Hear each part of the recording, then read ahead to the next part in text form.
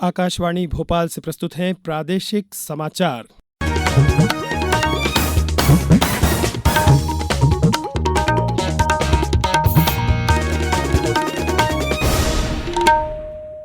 नमस्कार, समाचारों के साथ मैं नवनीत चौबे। सबसे पहले इस बुलेटिन के मुख्य समाचार। प्रधानमंत्री नरेंद्र मोदी आज एनसीसी की वार्षिक रैली को करेंगे संबोधित। मुख्यमंत्री डॉक्टर मोहन यादव आज जन कल्याण अभियान के समापन अवसर पर इंदौर में हितग्राहियों के सम्मेलन में होंगे शामिल। प्रदेश में निवेश को बढ़ावा देने के लिए आज से मुख्यमंत्री की जापान यात्रा।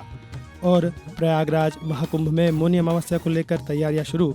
आज गृह मंत्री अमित शाह पहुंचेंगे प्रयागराज। अब समाचार विस्तार से। प्रधानमंत्री नरेंद्र मोदी आज नई दिल्ली में राष्ट्रीय कैडेट कोर एनसीसी की वार्षिक रैली को संबोधित करेंगे। राजधानी के करियप्पा परेड ग्राउंड में आयोजित रैली की इस वर्ष की थीम है युवा शक्ति विकसित भारत। आयोजन के दौरान एनसीसी के 800 से अधिक कैडेट सांस्कृतिक कार्यक्रम प्रस्तुत करेंगे, जिसमें राष्ट्र निर्माण के प्रति एनसीसी की प्रतिबद्धता दर्शाई जाएगी। रैली में 18 मित्र देशों के 144 युवा कैडेट की भी भागीदारी होगी। इसके अलावा मेरा युवा भारत तथा शिक्षा मंत्रालय और जनजातीय कार्य मंत्रालय से संबद्ध 650 से अधिक स्वयंसेवक भी रैली में विशेष अतिथि के रूप में शामिल होंगे। मुख्यमंत्री डॉक्टर मोहन यादव आज जन कल्याण अभियान के समापन कार्यक्रम में विभिन्न शासकीय योजनाओं में चयनित पात्र हितग्राहियों को हितलाभ का वितरण करेंगे। कार्यक्रम का आयोजन इंदौर के गांधीनगर में किया गया है। इसमें इंदौर एवं उज्जैन संभाग के हितग्राही शामिल होंगे। केंद्र और राज्य सरकार की हितग्राही मूलक योजनाओं में 100% लक्ष्य प्राप्ति के लिए 11 दिसंबर से 26 जनवरी तक मुख्यमंत्री जन कल्याण अभियान चलाया गया। अभियान में हजारों हितग्राहियों को विभिन्न शासकीय योजनाओं से लाभान्वित किया गया। इंदौर कलेक्टर आशीष सिंह ने बताया कि समापन समारोह का सीधा प्रसारण वेबकास्ट के माध्यम से किया जाएगा। मुख्यमंत्री डॉक्टर मोहन यादव ने कहा है कि आज दुनिया को युद्ध की नहीं, बुद्ध के बताए ज्ञान पर अमल की जरूरत है। मुख्यमंत्री कल भोपाल में 9वें अंतर्राष्ट्रीय बौद्ध महोत्सव को संबोधित कर रहे थे। इस अवसर पर उन्होंने आयोजकों द्वारा चयनित विभूतियों को अंतर्राष्ट्रीय बुद्ध शांति पुरस्कार प्रदान किया तथा महोत्सव पर आधारित स्मारिका का विमोचन भी किया। मुख्यमंत्री ने कहा कि सरकार ने बाबा साहब डॉक्टर भीमराव अंबेडकर को सदैव ही सम्मान दिया है।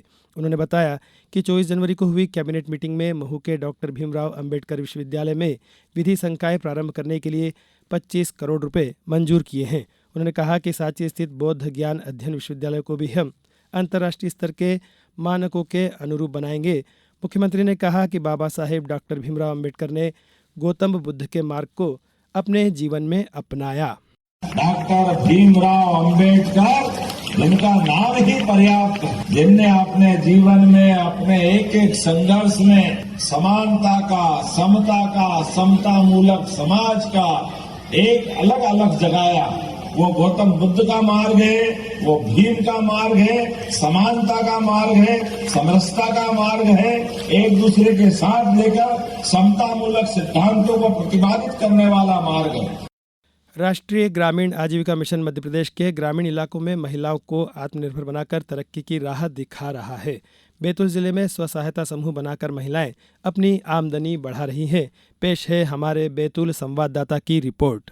स्व सहायता समूहों के माध्यम से महिलाओं द्वारा विभिन्न सेवा उद्यम एवं व्यवसाय आधारित गतिविधियों का संचालन किया जा रहा है, जिससे महिलाओं की आमदनी में लगातार इजाफा हो रहा है। जिला पंचायत बैतूल के मुख्य कार्यपालन अधिकारी अक्षत जैन ने बताया, लखपति दीदी अभियान को मद्देनजर रखते हुए कई सारी गतिविधियां की जा रही हैं। जिले के ग्रामीण क्षेत्रों में उद्यमिता विकास के माध्यम से महिला सशक्तिकरण को महत्व देते हुए एसएचजी से स्टार्टअप अभियान का आरंभ हमारे द्वारा किया गया है। इस अभियान के तहत बैतूल जिले के ग्रामीण क्षेत्रों में स्वयं सहायता समूह की महिलाओं के साथ संयुक्त उद्यम स्थापित एवं संचालित करने हेतु युवा उद्यमियों को प्रोत्साहित किया जा रहा है। अब तक 5 प्रस्तावों को अनुमोदित किया गया है, जिससे स्वयं सहायता समूह की महिलाएं द्वारा स्थापित 5 स्टार्टअप कंपनियों को 8.5 करोड़ से अधिक का निवेश प्राप्त हुआ है। इससे स्वयं सहायता समूह की महिलाओं को रोजगार, कौशल विकास और आधुनिक बिजनेस व मार्केटिंग प्रथाओं से परिचित होने का अवसर मिला है और साथ ही युवा एमएसएमई उद्यमियों के लिए व्यवसाय अनुकूल वातावरण भी उपलब्ध हुआ है। योजना से लाभान्वित गंगा आजीविका स्वयं सहायता समूह की भारती सिनोटिया ने बताया, हम जब से राष्ट्रीय ग्रामीण आजीविका मिशन से जुड़े हैं, उसके पश्चात हमारे जीवन में एक महत्वपूर्ण बदलाव आया है। हमने सबसे पहले सीसी लोन लेकर दूध डेयरी का कार्य शुरू किया था, जिससे हमारी आर्थिक स्थिति में काफी सुधार हुआ है और अभी हम मल्टी लेयर का कार्य कर रहे हैं। इससे भी हमारी आर्थिक स्थिति में अच्छा सुधार हो रहा है। मैं बहुत बहुत धन्यवाद करूंगी राष्ट्रीय ग्रामीण आजीविका मिशन का। आकाशवाणी समाचार के लिए बैतूल से मयंक भार्गव। अब समाचारों में वक्त है एक ब्रेक का। ये समाचार आप आकाशवाणी मध्य प्रदेश से सुन रहे हैं। ये समाचार बुलेटिन YouTube पर, Madhya Pradesh news all India radio channel पर और फेसबुक साथ ही X प्लेटफॉर्म पर AIR न्यूज भोपाल पर सुने जा सकते हैं। इसके अलावा आप हमारी वेबसाइट newsonair.gov.in पर अथवा न्यूज ऑन AIR ऐप पर भी समाचार सुन सकते हैं। मुख्यमंत्री डॉक्टर मोहन यादव आज मध्य प्रदेश में निवेश की संभावनाओं को साकार करने के उद्देश्य से जापान की यात्रा पर रवाना हो रहे हैं। मुख्यमंत्री डॉक्टर यादव ने कहा है कि प्रदेश में वर्ष 2025 उद्योग और रोजगार वर्ष घोषित किया गया है। इस दौरान प्रत्येक माह उद्योग की स्थापना और निवेश को प्रोत्साहित करने की गतिविधियां होगी। जापान यात्रा से इसकी शुरुआत हो रही है। अगले माह भोपाल में होने वाली ग्लोबल इन्वेस्टर समिट के आयोजन की भव्य तैयारियों के लिए अधिकारियों को निर्देशित किया गया है। इस समिट में प्रधानमंत्री नरेंद्र मोदी उपस्थित होकर मार्गदर्शन देंगे। कल भोपाल में राष्ट्रीय मानव संग्रहालय पहुंचकर ग्लोबल इन्वेस्टर समिट की तैयारियों की समीक्षा के दौरान मुख्यमंत्री डॉक्टर यादव ने कहा कि भोपाल में 24 और 25 फरवरी को हो रही GIS में 30 से अधिक देशों के प्रतिनिधि शामिल होंगे। यह प्रयास है कि प्रतिभागी देशों की संख्या 50 तक हो जाए। 2 दिन तक चलने वाली समिट में 15,000 से अधिक इन्वेस्टर्स प्रतिभागी बनेंगे। हाल ही में घोषित पद्म पुरस्कारों में सतना जिले के चित्रकूट के प्रख्यात नेत्र चिकित्सक डॉक्टर बुधेंद्र कुमार जैन को नेत्र चिकित्सा के क्षेत्र में उनके असाधारण योगदान के लिए पद्मश्री सम्मान से नवाजा गया है। श्री जैन ने इस सम्मान के लिए भारत सरकार का आभार जताते हुए कहा कि यह सम्मान करोड़ों नेत्र रोगियों को समर्पित है, जिन्होंने उन पर भरोसा किया। सर्वप्रथम मैं भारत सरकार को धन्यवाद देना चाहूँगा, जिन्होंने इस पद्मश्री पुरस्कार के लिए मुझे चयनित किया और यह पुरस्कार मैं उन करोड़ों नेत्र रोगियों को देना चाहूँगा, जिन्होंने मुझ पर विश्वास रखा और सदगुरु सेवा संघ ट्रस्ट के ऊपर ट्रस्ट रखा, उनके लिए समर्पित है। केंद्रीय गृह मंत्री अमित शाह आज महाकुंभ में भाग लेने के लिए प्रयागराज जाएंगे। वे गंगा, यमुना और सरस्वती के संगम स्थल पर पवित्र जल में डुबकी भी लगाएंगे। इस बीच उत्तर प्रदेश सरकार ने प्रयागराज के महाकुंभ क्षेत्र को आज से वाहन रहित क्षेत्र घोषित किया है। यह फैसला 29 जनवरी को मौनी अमावस्या के अवसर पर संभावित भारी भीड़ के सुचारू प्रबंधन के लिए लिया गया है। राज्यपाल मंगूभाई पटेल ने कहा है कि हमारे प्रदेश की सांस्कृतिक जड़ें बहुत मजबूत हैं और सदियों से संरक्षित हैं। इसलिए हम सबकी जिम्मेदारी है कि लोक संस्कृति, कलाओं के संरक्षण एवं प्रोत्साहन प्रयासों के लिए गण और तंत्र मिलकर कार्य करें। राज्यपाल श्री पटेल कल भोपाल में लोकरंग कार्यक्रम के शुभारंभ कार्यक्रम को संबोधित कर रहे थे।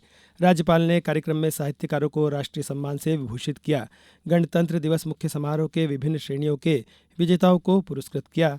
संस्कृति विभाग के द्वारा तैयार किए गए घुमंतु जनजातियों के भाषा कोश की वेबसाइट और पुस्तकों का लोकार्पण किया एवं दुर्लभ वाद्य यंत्रों की प्रदर्शनी का शुभारंभ किया। समान नागरिक संहिता UCC आज से उत्तराखंड में लागू हो रही है। उत्तराखंड देश में यह अधिनियम लागू करने वाला देश का पहला राज्य होगा। मुख्यमंत्री पुष्कर सिंह धामी ने कहा कि विनियमों की मंजूरी और संबंधित कर्मियों के प्रशिक्षण सहित अधिनियम लागू करने की सभी तैयारियां पूरी कर ली गई हैं। गणतंत्र दिवस के अवसर पर प्रदेश में कल कई कार्यक्रमों का आयोजन किया गया। इनमें जनप्रतिनिधियों और अधिकारियों ने स्कूल में विद्यार्थियों के साथ मध्याह्न भोजन किया। राजगढ़ में सांसद रोडमल नागर, विधायक अमर सिंह यादव और कलेक्टर डॉक्टर गिरीश कुमार मिश्रा ने ग्राम पिपलबे आश्रम के माध्यमिक हाई स्कूल में प्रधानमंत्री पोषण शक्ति निर्माण मध्याह्न भोजन योजना अंतर्गत आयोजित विशेष भोज में विद्यार्थियों के साथ बैठकर भोजन किया। बैतूल में प्रभारी मंत्री नरेंद्र शिवाजी पटेल शासकीय नवीन हाई स्कूल हमालपुर में आयोजित विशेष भोज में शामिल हुए। खंडवा में PM श्री शासकीय उच्चतर माध्यमिक विद्यालय अमलपुरा में मध्याह्न भोजन कार्यक्रम आयोजित हुआ, जिसमें खंडवा विधायक श्रीमती कंचन तन्वे, कलेक्टर अनूप कुमार सिंह सहित विभिन्न जनप्रतिनिधि, अधिकारीगण, शिक्षक तथा छात्र छात्राएं मौजूद थे। अब कुछ समाचार संक्षेप में। प्रदेश में कैबिनेट मंत्री कैलाश विजयवर्गीय ने कहा है कि यूनियन कार्बाइड के कचरे के निष्पादन को लेकर धार जिले में जनसंवाद जारी है। इस संबंध में जनता के सभी सवालों का जवाब दिया जा रहा है। ग्वालियर में गणतंत्र दिवस की शाम कल भारत पर्व का कार्यक्रम आयोजन किया गया, जिसमें लोक कलाकारों ने देशभक्ति के कार्यक्रम प्रस्तुत किए। जबलपुर में कंठौदा के पटाखा बाजार में लगी आग को पूरी तरह काबू कर लिया गया है। लोक निर्माण मंत्री राकेश सिंह ने कल मौके पर पहुंचकर स्थिति का जायजा लिया। श्योपुर जिले के प्रभारी मंत्री राकेश शुक्ला द्वारा कल जिला पंचायत में 32 लाख रुपए की लागत से निर्मित कॉन्फ्रेंस हॉल का लोकार्पण किया गया और पन्ना में अखिल भारतीय फुटबॉल टूर्नामेंट का कल समापन हो गया। फाइनल मैच में बिल्डअप फुटबॉल एकेडमी रायसेन ने साई फुटबॉल एकादश त्रिवेंद्रम केरल को 5-2 से हराया। इस बुलेटिन में बस इतना ही। नमस्कार।